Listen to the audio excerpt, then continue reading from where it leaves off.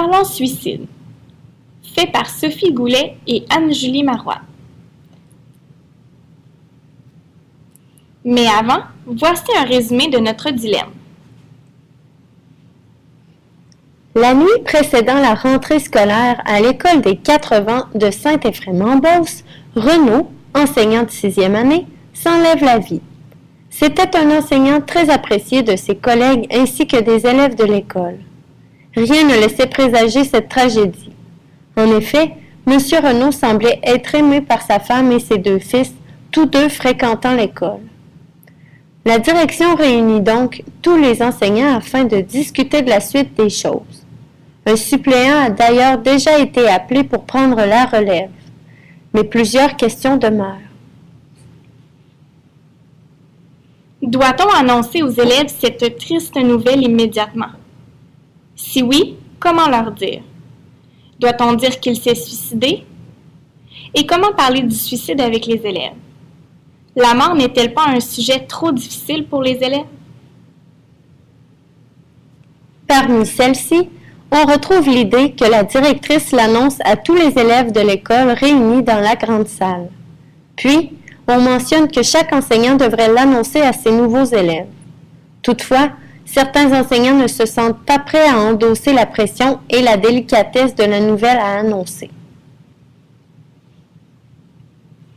Ce qui fait problème.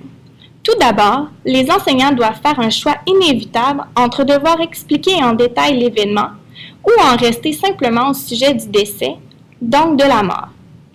Par ailleurs, les enseignants doivent se questionner par rapport à leur devoir d'agir et d'expliquer la situation, en plus de réfléchir aux moyens qu'ils peuvent employer pour y parvenir. Il s'agit donc d'établir un point commun sur ce qui sera dit et fait. De plus, il convient de se demander comment aborder le suicide. Est-ce qu'on en parle avec tous les élèves? En effet, c'est un sujet délicat en général, car la société a de la difficulté à comprendre un tel geste et parfois, c'est même perçu comme un geste honteux. De plus, on n'aborde pas ce sujet de la même façon avec les élèves du premier cycle et ceux du 3e cycle. Quand l'annoncer? Comme la rentrée scolaire est un événement joyeux, il est délicat de le faire à ce moment. Les valeurs.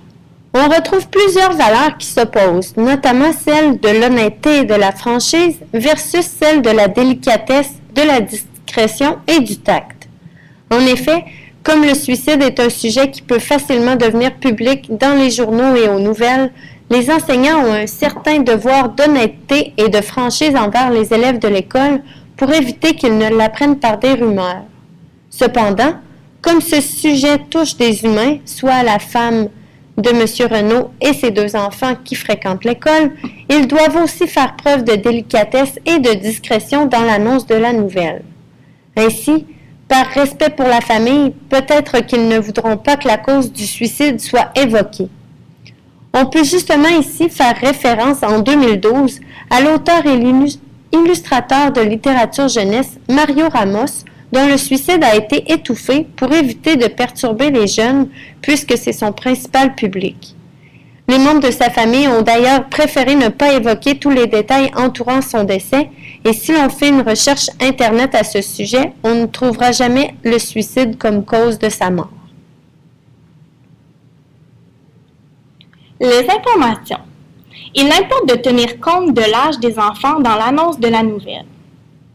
Toutefois, c'est une bonne occasion d'apprentissage. Puisque c'est un sujet délicat, il est préférable que ce soit discuté dans un milieu encadré par des adultes. En effet, il a été prouvé qu'il est préférable de dire les vraies choses plutôt que de les laisser à leur imagination. Il conviendra également de discuter des solutions possibles lorsque l'on vit une détresse. Par exemple, on peut parler à quelqu'un ou même consulter un professionnel. De plus, les enseignants devront porter une attention particulière aux différents types de réactions de leurs élèves. Certains pourraient vivre une réaction liée au stress.